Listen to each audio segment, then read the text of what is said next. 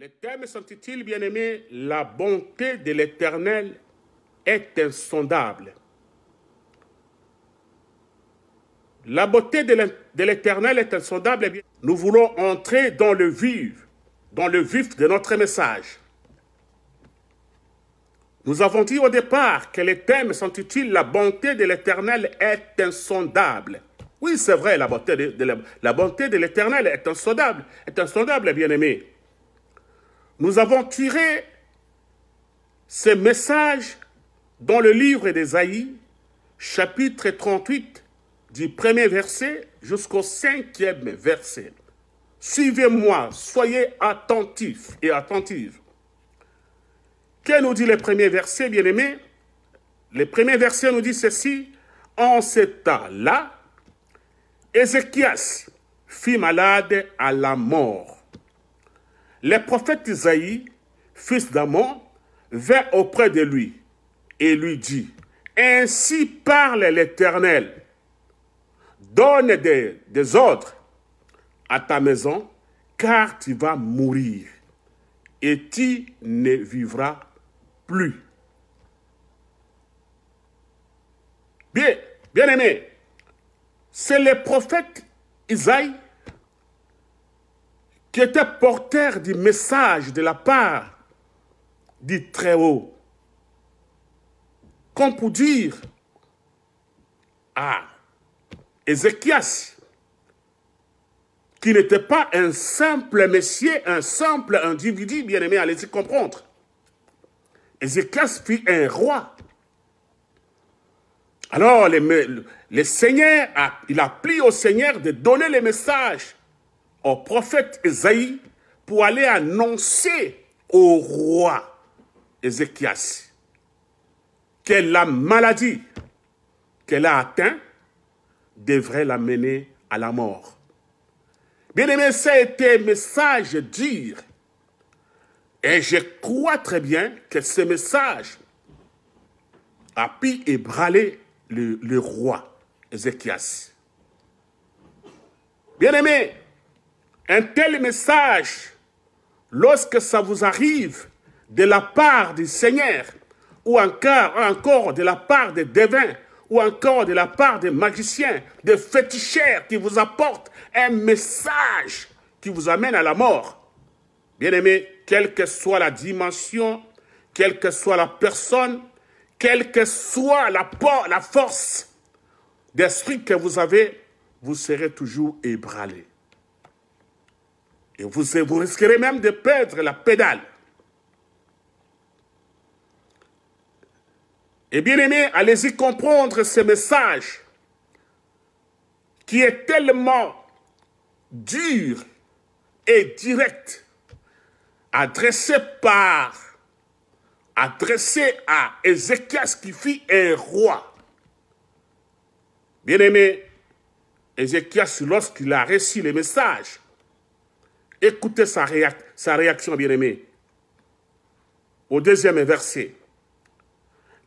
La parole de Dieu nous dit ceci: Ézéchias tourna son visage contre le mur et fit cette prière à l'Éternel. Bien-aimé,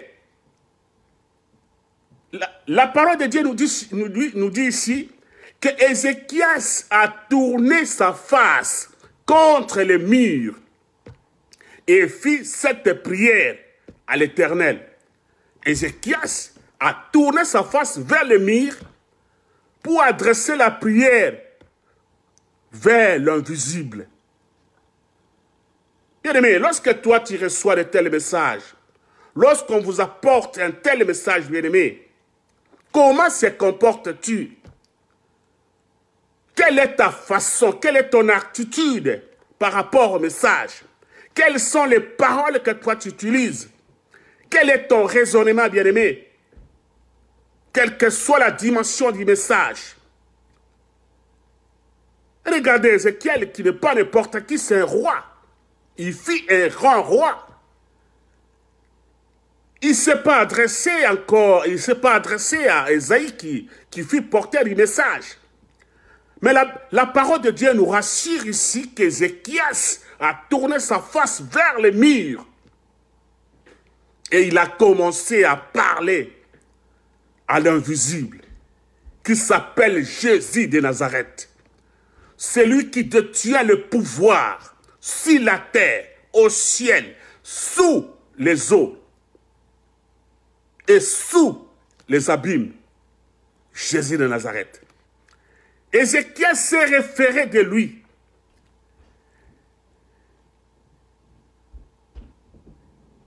Bien-aimé, Ézéchias a pris la résolution.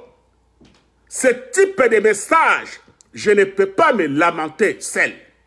Ce type de message, je dois retourner vers celui qui a la solution au problème. Jésus de Nazareth.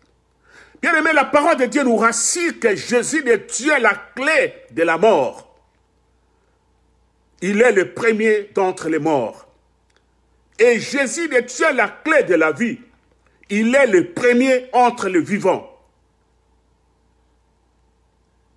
Et Ézéchias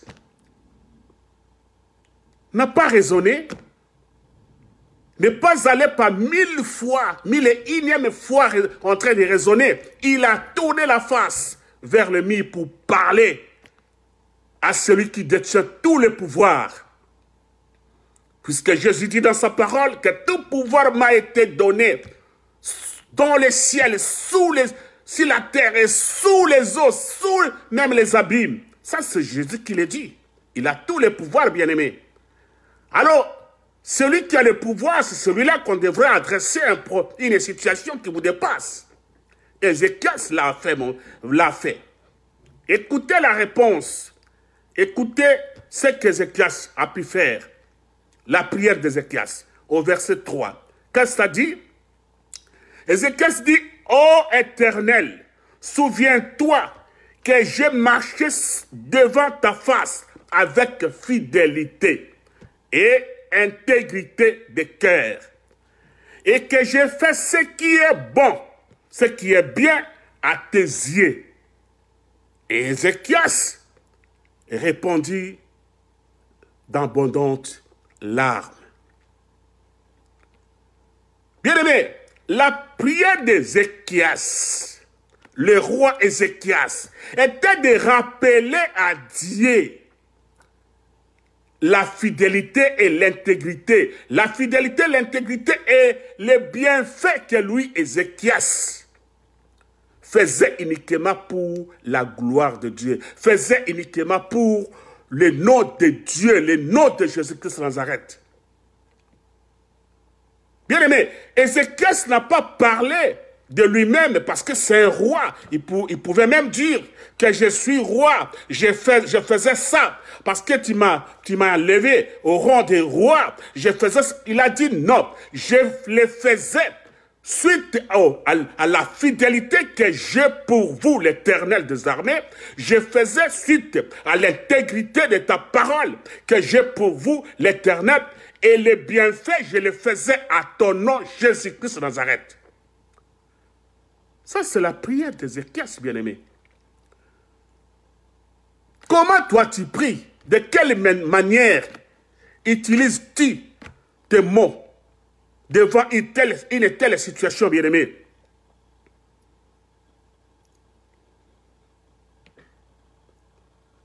Bien-aimé, vous devez savoir que Dieu est fidèle. Et il est intègre à sa parole. Il respecte sa parole, Dieu. Il ne se trahit jamais. Lorsque Ézéchias a parlé de la fidélité, de l'intégrité, des bienfaits, Ézéchiel a pu toucher le cœur du roi. C'est-à-dire du cœur du roi des rois. Puisque lui fut roi, mais il y a un roi des rois qui s'appelle Jésus-Christ de Nazareth. C'est celui-là qu'Ézéchiel a touché, est allé toucher la sensibilité de Dieu. Bien-aimés, je voudrais vous dire quelque chose. Souvenez-vous de l'histoire de Job. Un jour, Dieu était assis sur son trône. Lorsqu'il a jeté il a jeté ses yeux pour regarder, il a vu Satan entrer, de se promener. Il a appelé Satan comme pour lui dire, d'où viens-tu? Satan lui a dit, je viens de faire le tour du monde. Et Dieu lui a posé la question, as-tu vu mon serviteur Job? Satan a dit, oui, j'ai vu ton serviteur Job, mais je sais, il te sert, parce que tu lui as fait beaucoup de bien. Tu lui as fait du bien. C'est pourquoi il te sert. Mais laissez-moi le détruire.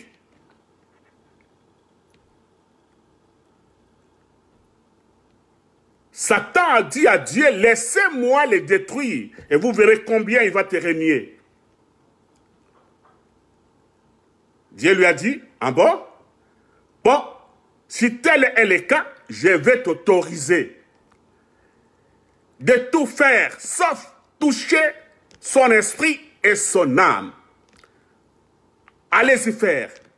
Bien aimé, il arrive des choses que l'Éternel nous met en épreuve. Mais toi, tu crois que tu es en train de subir des choses. Par exemple, de votre famille qui se sont réunis, qui sont en train de vous envoûter, de vous ensorceler. Mais c'est ce qui n'est pas le cas. Ici, le cas de Job nous dit clairement que c'est Dieu qui a permis à Satan d'aller détruire Job et de faire tout ce qu'il veut, lui, Satan, mais de ne pas toucher son âme et son esprit. Bien aimé, la suite de l'histoire, Satan a tout saccagé dans la vie de Job. Il a détruit tous ses avoirs. Il lui a réduit à sa plus simple expression. Il a tué même les enfants de Job. Il a détruit les corps de Job. Bien aimé, Job n'a jamais, quelles que soient les conditions qui lui est arrivées, Job n'a pu renier sa foi, sa fidélité et son intégrité avec le Seigneur. Bien aimé, la parole de Dieu nous dit ceci, après avoir subi cette grande épreuve face à Satan, écoutez-moi bien, bien aimé, il est dit dans la parole de Dieu que la gloire de la deuxième maison sera plus grande que celle de la première maison. Bien aimé, même si tu es en train de subir des humiliations, tu es en train de subir des problèmes qui vous accablent, qui veulent vous ramener à néant. Bien aimé, ne perdez pas l'espoir. Il y a quelqu'un qui a été cloué sous la croix de Golgotha à cause de toi et moi, qui s'appelle Jésus de Nazareth. Il a tout payé. Et nous sommes plus que vainqueurs devant Satan. Bien-aimé, Job, notre frère, a été rétabli dans ses droits légitimes.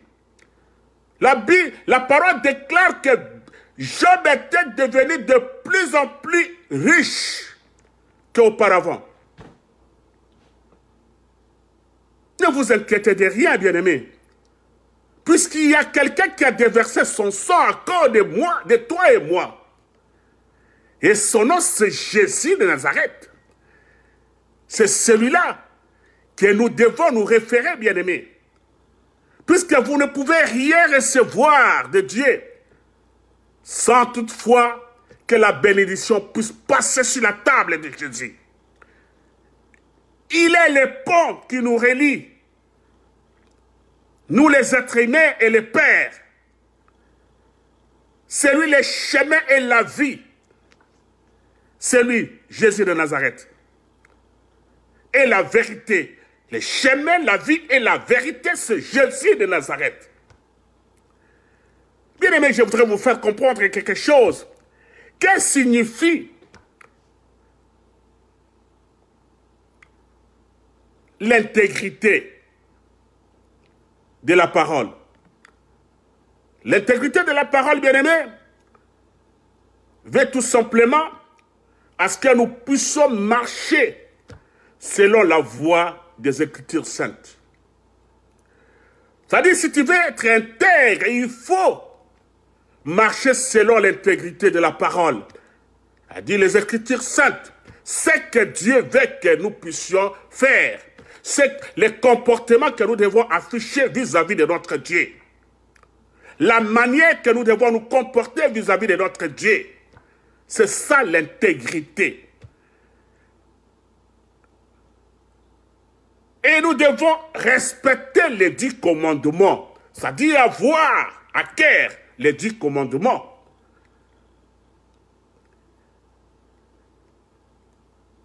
Et nous aurons un jour à développer sur les 10 commandements, bien-aimés. Ne tuez point, n'enviez point, ne commettez pas l'adultère. Ce sont les 10 commandements. Il faut les respecter, bien-aimés. Nous devons mener une vie de sanctification, nous les chrétiens. Si tu te sens obligé de suivre Jésus, vous devez avoir une vie de sanctification. Il faut mener une vie de sanctification, bien-aimés. Et il faut marcher dans la crainte de Dieu et pouvoir avoir la volonté de prier sans cesse. Être conduit par le Saint-Esprit. Être l'ami de Jésus. Voici ce que toi et moi devrons faire pour rester dans l'alliance avec le Seigneur. Bien-aimé, Ézéchias ici comme roi, n'a pas parlé des hommes, n'a pas parlé des services qu'il a rendus aux hommes. Il n'a pas parlé, il ne s'est pas intéressé à qui que ce soit. Il s'est intéressé à celui-là qui est dans l'invisible, qui détient tous les pouvoirs, qui s'appelle le roi des rois, le seigneur des seigneurs, Jésus-Christ de Nazareth. C'est celui-là, bien-aimé. Au verset 4, que ça nous dit, bien-aimé, puis la parole de l'Éternel fut adressée à Isaïe en ces mots. Écoutez, bien-aimé, Ézéchias a prié. Maintenant, la réponse de la prière d'Ézéchias est envoyée. Comme Dieu respecte toujours sa manière opérandus, écoutez, il n'a pas utilisé un autre canon pour répondre à Ézéchias. Au 5e verset, il dit ceci: c'est Dieu qui dit maintenant, va et dis à Ézéchias. Dieu dit à Isaïe, va et dis à Ézéchias. Ainsi parle l'Éternel. Avant, il a parlé, ainsi parle l'Éternel à cause de la maladie. Et la réponse vient Ésaïe, qui vient avec la réponse vers Ézéchias le roi. Il dit, ainsi parle l'Éternel, le Dieu de David, ton père.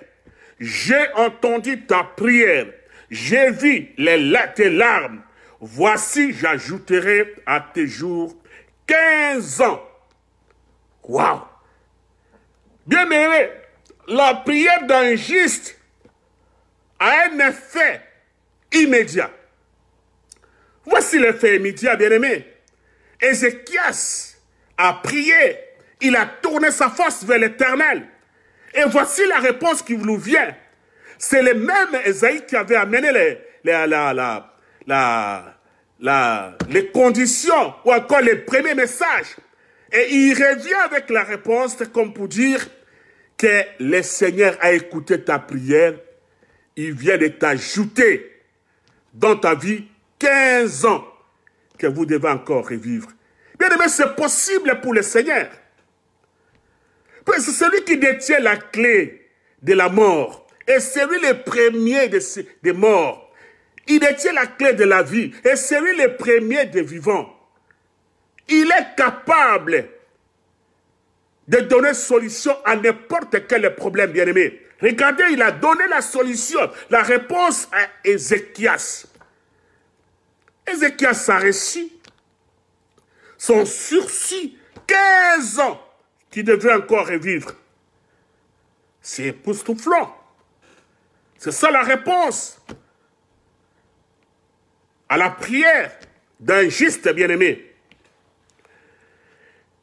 Bien-aimé, les larmes doivent être accompagnées de la fidélité, de l'intégrité et des bienfaits.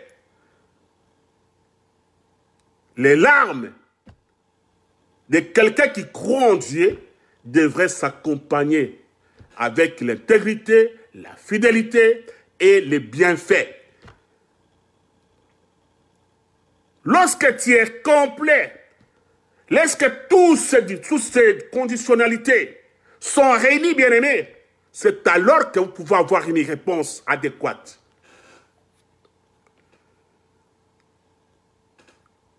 Le roi Ézéchias, il n'a pas regardé sa costume de roi. Bien-aimé, tel que tu es là, que même si tu es chef de l'État, même si tu es général, même si tu es n'importe qui, président de l'Assemblée, du Sénat, de n'importe qui, président d'une entreprise de l'État, même si tu es homme d'affaires, Dieu s'en fout de votre costume. Parce que c'est lui qui élève qui il veut. Vous avez tout simplement eu la grâce pour être élevé au rang que tu te prétends aujourd'hui. Mais c'est lui-même aussi capable de te faire descendre, et même de t'humilier.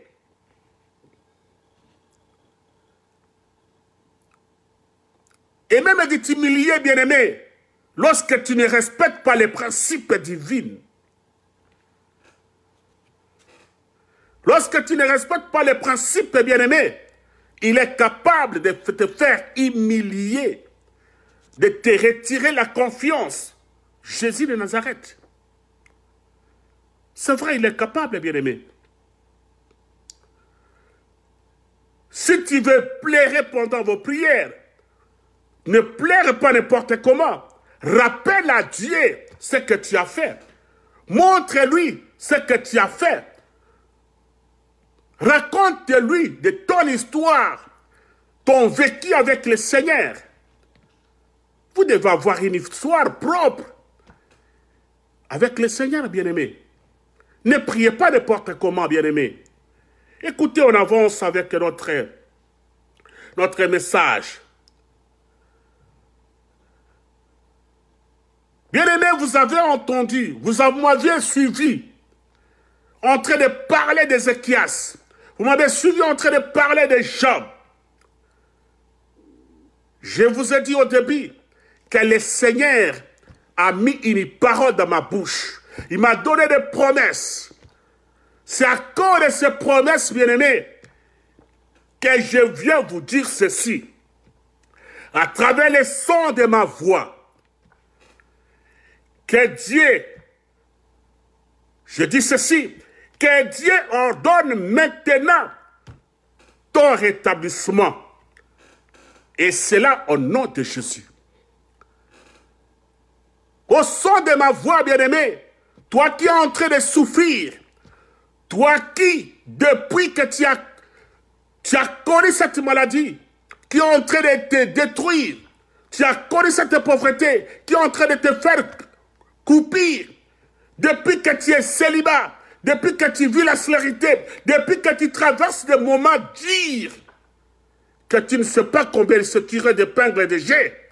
Mais aujourd'hui, je viens te dire que c'est fini au travers les sons de ma voix, tel que le Seigneur m'a parlé. Si tu es malade, sois rétabli au nom de Jésus-Christ de Nazareth. Et si tu es paralytique, paralytique, écoutez-moi bien. Je parle au nom de Jésus. Celui qui est paralytique, qui ne sait pas marcher, maintenant j'ordonne que tu puisses jeter les béquilles et commencer à marcher dans les noms puissants de Jésus.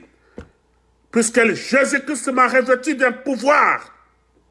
Lorsque j'ouvre ma bouche, les paralytiques doivent marcher, les aveugles doivent voir, et les sourds devraient entendre ma voix. Les malades devraient retrouver les guérisons instantanées. Et j'ordonne cela d'être exécuté présentement au nom de Jésus-Christ. Et cela sans délai. Celui qui écoute ma voix, celui qui est buté à des problèmes, je vous rassure que Jésus est venu donner solution à ton problème. Même ceux qui ne me suivent pas maintenant, ceux qui vont suivre ces messages, si tu es paralytique, chasse-les que tu vas marcher aujourd'hui même au nom de Jésus. Si tu es sourd, tu vas entendre ce jour au nom de Jésus. Si tu es aveugle, tu vas voir aujourd'hui au nom de Jésus. Tu es célibat, tu es délivré du célibat qui continue à te faire ronger. N'importe quelle situation que tu traverses, bien-aimé, je ne connais pas ton problème, mais je te rassure, si tu écoutes, ton problème aussi écoute les sons de ma voix, de celui qui m'a envoyé, de celui qui m'a revêtu de cette puissance. Je vous dis, vous êtes libérés maintenant au nom de Jésus. Et cela sans délai. Bien-aimés, vous allez vivre cela. Vous allez expérimenter tout ce que je suis en train de faire maintenant.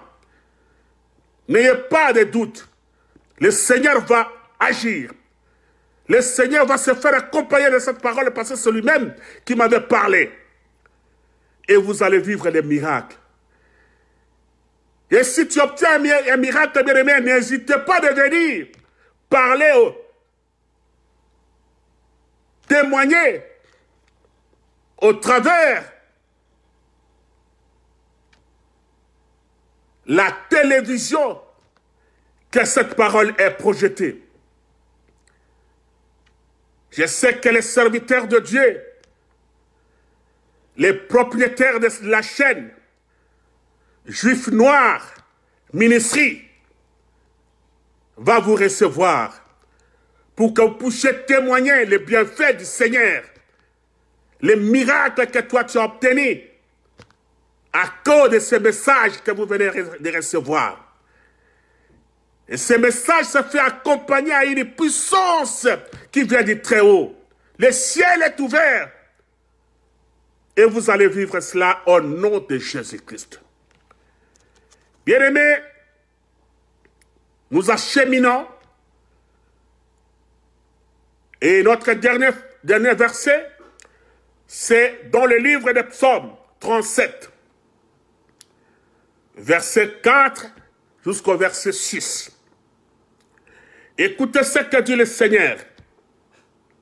Au verset 4, il dit ceci. Faites de l'Éternel tes délices et il te donnera ce que ton cœur désire. Waouh! Ça dit, si tu fais de l'Éternel tes délices, il te donne tout ce que ton cœur désire. Bien-aimés, regardez les opportunités que le Seigneur nous accorde, mais nous sommes aveugles, nous ne comprenons rien. Il faut saisir ces opportunités, bien-aimés. Quittons les charlatans, quittons les marabouts, quittons les féticheurs, quittons ceux qui font des pratiques qui sont contre la parole de Dieu. Venez vers celui-là qui vous dit, faites de l'Éternel son délice et il te donnera ce que ton cœur désire. Vous aurez tout ce que vous désirez dans votre vie lorsque tu fais de l'Éternel ton délice. La promesse de Dieu ne tarit jamais, bien-aimé. Notre Dieu n'a jamais été insolvable. Notre Dieu est fidèle à celui qui lui sont fidèles. Sa fidélité dire à toujours sa fidélité, dire à toujours. Accroche-toi à la parole, bien-aimé. La parole de Dieu est une puissance pour toi et moi. Il suffirait tout simplement de croire que Jésus-Christ est venu nous racheter. Il a souffert pour toi et moi. Et il nous a délivrés à cause du gros prix que lui a pu payer pour moi et toi. Bien-aimé, c'est le moment pour toi et moi de s'accrocher à la parole. Pour recevoir ce dont notre corps, notre cœur désire. C'est cela, bien-aimé. Et le 5e verset nous dit ceci. Recommande ton sort à l'Éternel, mets-lui ta confiance et il agira. Waouh! C'est-à-dire, si je recommande mon problème à l'Éternel et je lui place confiance, il agit. C'est sans embâche. Il va agir. Sans doute. Mais toi, tu te confies à qui, bien-aimé? Arrêtez de vous confier à vos oncles. Arrêtez de vous confier aux membres de la famille. Arrêtez de vous confier aux féticheurs. Arrêtez de vous confier aux magiciens. Arrêtez de vous confier aux satans. Arrêtez de vous confier aux acolytes du Satan, bien-aimé. Ils sont tous des créatures. Mais il y a un créateur qui vous appelle, qui vous rappelle de se confier, de recommander ton sort à lui et de lui placer confiance pour qu'il agisse. Bien aimé, deux personnes ne peuvent pas marcher ensemble sans toutefois se convenir. C'est cela la parole de Dieu. Si tu marches, tu respectes,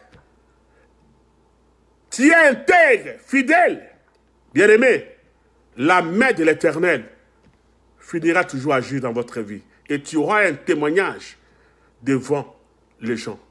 Les gens peuvent s'étonner de toi. Puisque Dieu ramasse qui il veut. Il élève qui il veut. Il ne consulte personne. Il guérit qui il veut. Il opère des miracles à qui il veut. Il est Dieu. Dans sa souveraineté, il est Dieu.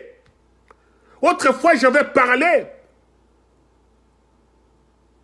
du plan surnaturel. Dieu a un plan surnaturel pour tout un chacun de nous. C'est question d'être fidèle et de lui être intègre. C'est cela, bien-aimé. Notre 6e et dernier verset, il dit, le Seigneur, la parole de Dieu dit ceci, il fera paraître la justice comme la lumière et ton droit comme le soleil à son midi. Waouh! Bien-aimé, si tu as la justice de Dieu avec toi, si la justice de Dieu devient une lumière pour toi, qui doit encore venir vous combattre pour enlever la lumière à la place et remplacer par l'Éternel? Qui? Puisque Satan et ses acolytes sont impuissants devant Jésus. Si Jésus rend sa justice dans ta vie comme une lumière, personne, bien-aimé, qui que ce soit, personne ne peut encore faire quoi que ce soit dans ta vie, puisque ta vie va briller comme une lumière. Laisse, bien-aimé, maintenant que tu m'écoutes, que ta vie brille comme une lumière, bien-aimé, au nom de Jésus. Que ce qui était ténébré puisse vivre une lumière qui doit jaillir dans ta vie. Et que ton chemin soit éclairé. Que ta vie soit éclairée. Que tes affaires soient éclairées. Que tout ce que tu touches soit éclairé au nom de Jésus-Christ de Nazareth.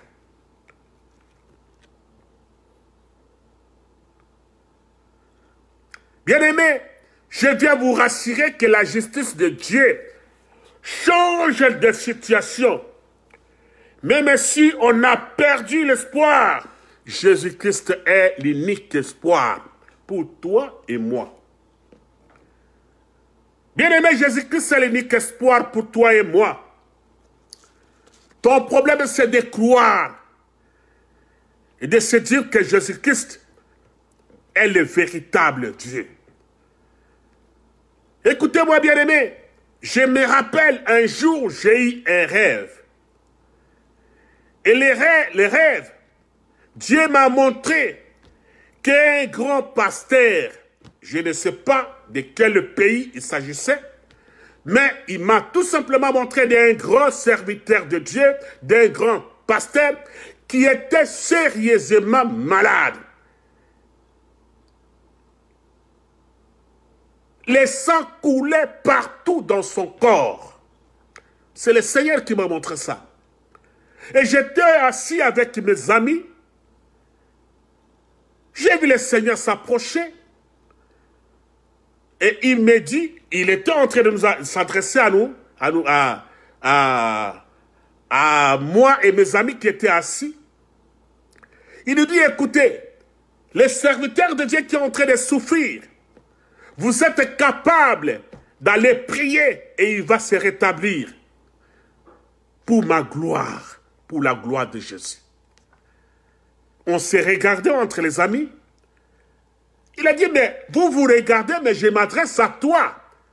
Il a pointé du doigt sur moi, bien-aimé. Il m'a dit, je m'adresse à toi. Lève-toi, va prier. Quelle que soit la maladie qui est en train de les ronger, la mener petit à petit vers la mort. Lorsque tu vas prier, il sera rétabli. Bien-aimé, je me suis levé et je me dirigeais vers les lieux où l'homme de Dieu, les grands pasteurs, il s'agissait des grands serviteurs de Dieu, qui étaient très malades. Je m'approchais et j'arrive devant la porte, bien-aimé. Je trouve des grands geôliers. Ils étaient nombreux devant la porte. Ils ne donnaient accès à personne d'entrer là où étaient logés les serviteurs de Dieu qui étaient sérieusement malades, qui le sang coulait partout sur son corps. Et lorsque les geôliers m'ont vu, je leur ai dit, écoutez, je suis envoyé pour prier à ce que les serviteurs de Dieu se rétablissent. Bien-aimés, les geôliers ont eu peur de moi. Ils ont dit ceci, nous n'autorisons à personne d'entrer là-bas, mais toi, tu vas entrer seul. Tous vos collègues vont rester dehors. Bien-aimé, je suis entré, bien-aimé, j'ai vu la porte s'ouvrir, je suis entré, je regarde sous le lit, un grand serviteur de Dieu, très malade, le sang coulait de partout, bien-aimé, j'ai vu ça.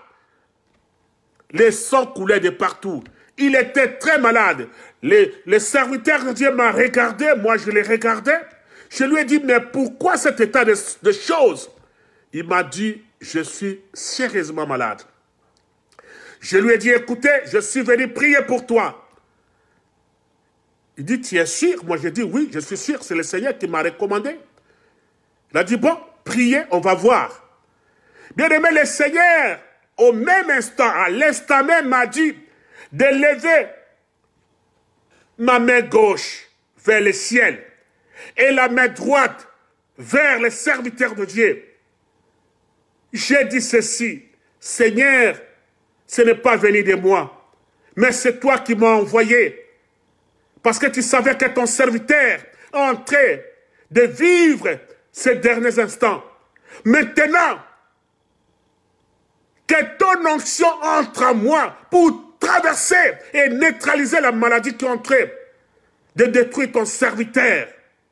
Bien-aimé, lorsque j'étais en train de prononcer ces paroles, j'ai senti une puissance entrer en moi, me traverser.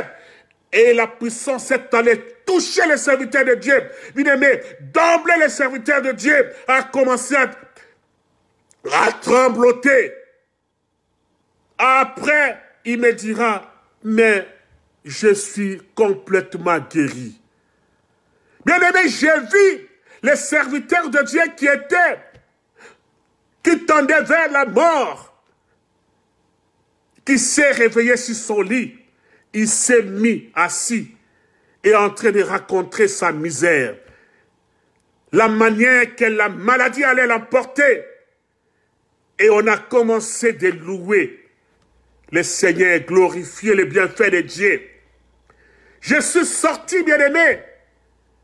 Les geôliers m'ont posé la question, qu'est-ce que tu es venu faire ici? Qui t'a envoyé? Moi, je leur ai dit, écoutez, ne vous approchez pas de moi. Je suis rempli d'un esprit puissant que vous. N'ose pas me toucher. Ils m'ont laissé partir. Et le serviteur de Dieu a retrouvé sa guérison. Écoutez-moi bien, bien-aimés.